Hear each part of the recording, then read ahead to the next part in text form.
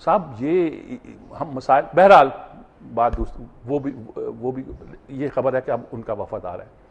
اور آج ایک خبر ہے لیڈ ہے شاید ڈان کی جی کہ روس بھی چین کے نقش قدم پر چلتا ہوا پاکستان آ رہا ہے. ان کے جو پاک افغانستان افیئرز کے انچارج ہیں پیوٹن کے, انہوں نے بھیجا ہے پیوٹن صاحب نے کہ جاؤ پاکستان میں جا کے بات کرو, مذاکرات کرو, گفتگو کرو, کیا صورتحال ہے, کیا نقشہ ہے. اب وہ بھی مطلب گویا اس صورتحال پر گفتگو کرنے کے لیے جس طرح چین ایکٹیو ہوا ہے, جیسے سعودی عرب آنے والا ہے, اس طرح وہ بھی آئے ہیں جیسے ترکی آیا ہے. یعنی کہ یہ ایک ڈپلومیسی کو ہم نے ایکسپینڈ کر دیا ہے, واسٹ کر دیا ہے, اور بتانا چاہتے ہیں کہ کیا ہے. ادھر یہ خبریں ہیں, ادھر یہ خبریں ہیں کہ وہ دورہ اس لیے. امریکہ تو چڑا ہوا نا اس وقت جی. ان کا ایک ایک بندہ کہتا پورے پاکستانیوں کو جس میں ایک بھی نہ بچے سب کو پھانسی لگا دو, اس سے کم پہ گزارا نہیں ہوگا.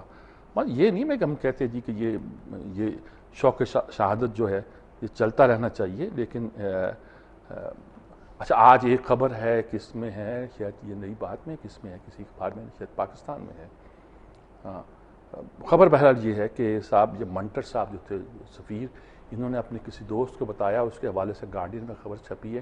انہوں نے کہا جب میں اس ملک کا سفیر بنا تھا تو مجھے نہیں پتا تھا کہ لوگوں کو جان سے مار دینا پڑے گا, اور یہ ڈرون اٹیک جو ہیں اور یہ حملے جو ہیں یہ کاؤنٹر پروڈکٹیو ہیں. اس کے خلاف بس صاف بات کہ یہ تو معصوم لوگوں کو جان سے مارنے کی بات ہے. میں ایسے ملک میں سفارتکاری نہیں کر سکتا جی. بہت بہت بولڈ سٹینڈ کہا جا سکتا ہے جو انہوں نے لیا ہے جی, اور اس پر یہی کہا جا سکتا ہے کہ جی اس پر خود امریکن پبلک اوپینین کتنی بٹی ہوئی ہے اور میں کتنا ایک طرح کا فرق پایا جاتا ہے جی.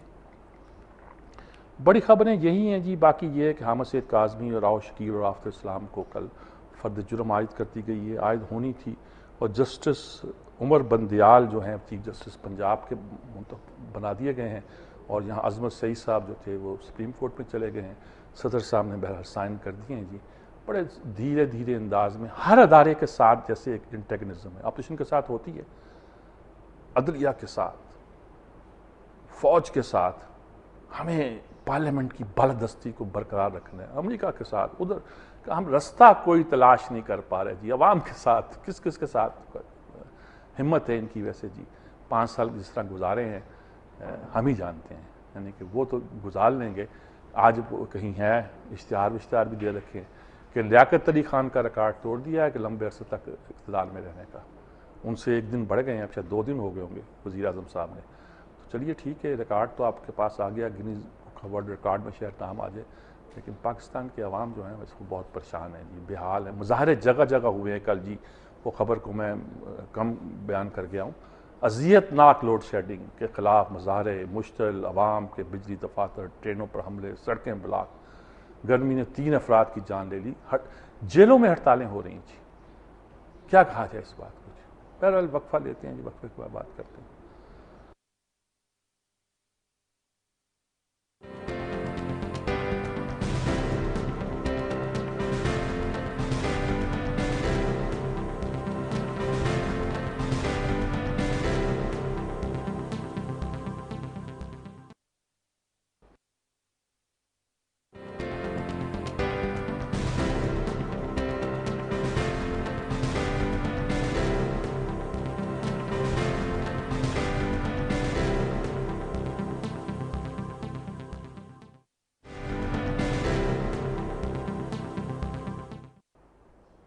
جی ناظرین کرام, اس سیگمنٹ میں جیسا کہ آپ کو معلوم ہے کوئی مہمان ہمارے ساتھ اسٹوڈیو میں موجود ہوتے ہیں جہاں آن لائن ہوتے ہیں. اس وقت آن لائن کراچی سے ہمارے ساتھ ڈاکٹر شاہد حسن صدیقی صاحب, ہمارے ملک کے ممتاز ماہر معاشیات موجود ہیں. آج کی صورتحال پہ ذرا ان سے رہنمائی لیتے ہیں جی, کو کیا فرماتے ہیں. السلام علیکم ڈاکٹر صاحب. وعلیکم السلام. ڈاکٹر صاحب کیا نقشہ ہے آج؟ سروے بھی جو پیش ہونا ہے, معاشی سروے جو ہمارا ہے اور جس کے مندرجات پہلے ہی آؤٹ ہو چکے ہیں. گورنر اسٹیٹ بینک کے بیانات بھی کچھ آئے ہیں کہ لگتا ہے کہ ہمارے پاس زر مبادلہ کے ذخائر بھی اگلے سال نصف رہ جائیں گے, ہمیں IMF کے پاس جانا پڑے گا. حکومت کہہ رہی ہے جی کہ تنخواہیں بڑھا دیں گے, ہم بہت کچھ کر دیں گے, پرانی بجلی کے منصوبے اور وغیرہ وغیرہ دعوے بہت کر رہے ہیں, پینشن بھی لوگوں کی بڑھا رہے ہیں. کیا لگ رہا ہے جی, سارا کچھ ہمارے ساتھ مذاق ہو رہا ہے یا ایکچولی ہے کیا صورتحال؟ سجاد میر صاحب, یہ بہت ہی ایک سنگین صورتحال ہے. میں آپ سے پہلے یہ عرض کر دوں کہ جو گزشتہ 4 برس اس حکومت کے گزرے ہیں اس میں پاکستان کی معیشت کی مجموعی کارکردگی پاکستان تاریخ کی بدترین کارکردگی رہی, اور دوسری افسوسناک پہلو یہ کہ جو خطے کے ممالک ہیں ان کے مقابلے میں بھی ہماری کارکردگی بدترین رہی. آپ یہ دیکھیں کہ ہماری جو شرح نمو رہی 3% سالانہ اوسط 4 برسوں میں، یہ بھارت میں اس سے 3 گنی اور بنگلہ دیش میں اس سے دگنی رہی، اور یہ پاکستان کی تاریخ میں سب سے کم. یہ پاکستان کی تاریخ میں پہلی دفعہ ہوا کہ افراط زر یعنی مہنگائی جسے ظالمانہ ٹیکس ہیں وہ 5 سال تک لگاتار جو ہے وہ ڈبل ڈیجٹ میں رہی، یعنی 10% سے زیادہ. ان 4 برسوں میں پاکستان کے ڈالر کے مقابلے میں روپے کی قدر میں 50% کمی ہوئی، اس کے تباہ کن اثرات کی. ایک اور بہت سنگین بات یہ ہے کہ 61 برس کے بعد آزادی کے جو قرضوں کا حجم تھا ان 4 برسوں میں وہ دگنا ہو گیا اور 6,700 ارب روپے کے قرضے پڑے، جبکہ کوئی پروجیکٹ نہیں بنا. اب دوسری بات جو آپ اسی کے ساتھ ہی ظاہر ہے کہ غربت اور بے روزگاری بھی بڑھی، مگر یہ جو گورنر نے بات کی ہے یہ تو حکومت کے خلاف اور خود اسٹیٹ بینک کے خلاف یہ چارج ہے. میں یہ اس لیے آپ سے عرض کرتا ہوں کہ نومبر 2008 پاکستان نے IMF سے جب قرضہ لیا تھا تو اس پر میں نے یہ کہا تھا، اس کی تاریخ کی میں آپ کو بتا دوں 9 دسمبر 2008 کو، کہ پاکستان 4 سال بعد 2012 میں ان قرضوں کو ادا کرنے کی پوزیشن میں نہیں ہوگا اور ادا نہیں کر سکے گا. یہ بات میں نے آپ کے پروگرام میں کم سے کم 2 دفعہ کہی ہے.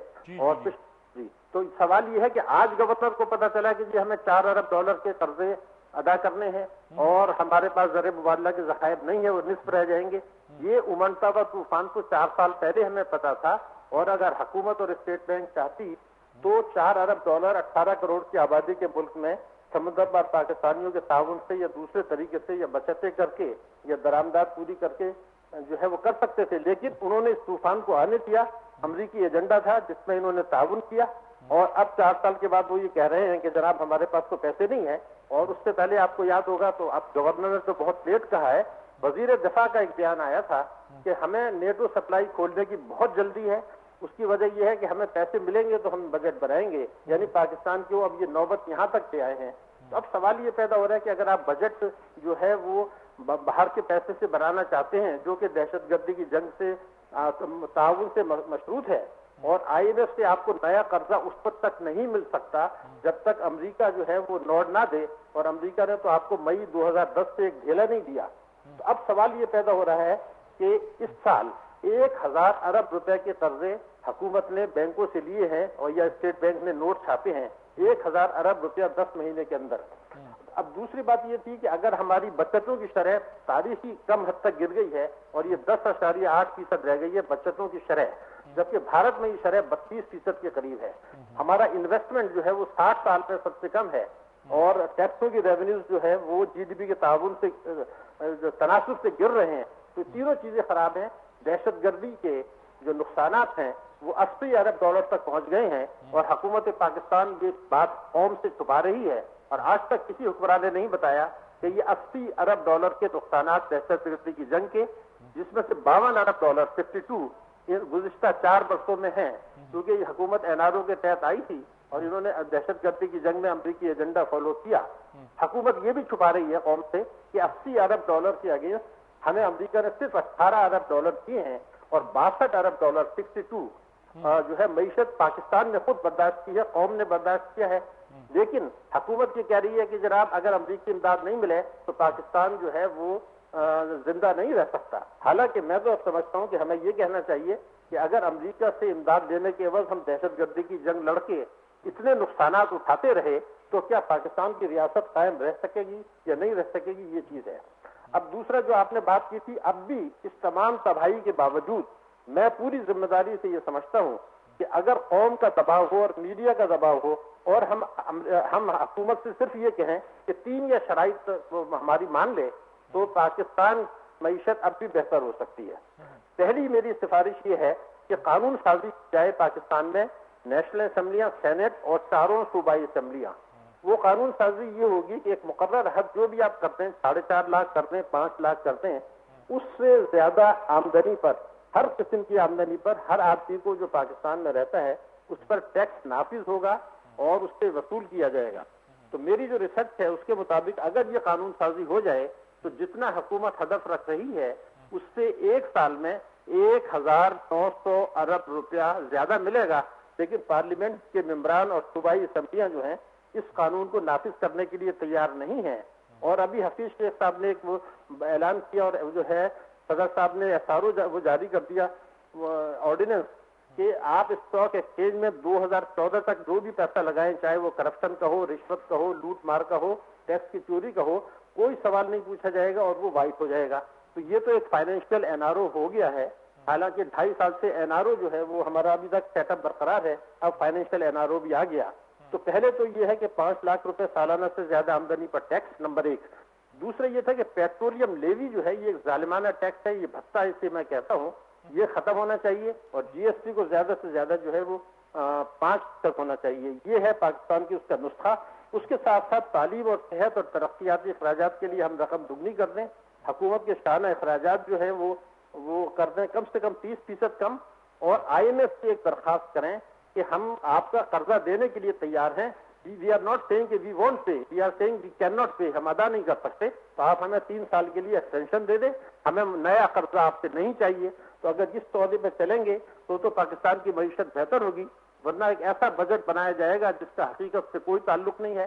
اور ہم نے دیکھا کہ 4 برسوں میں 2800 ارب روپے کا ہدف تھا ٹوٹل ملا کے بجٹ خسارے کا، جو 4200 ارب روپیہ رہا، یعنی 50 سے زیادہ۔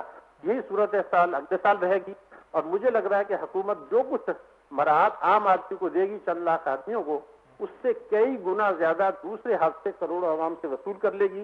تو معیشت سست رہے گی، غربت بے روزگاری بڑھے گی، قرضوں کا حجم بڑھے گا، اور امڑتا ہوا طوفان جو قرضوں کی ادائیگی کا ہے وہ پاکستان کو خدا نخواستہ بہت خطرات پیدا ہو جائیں گے۔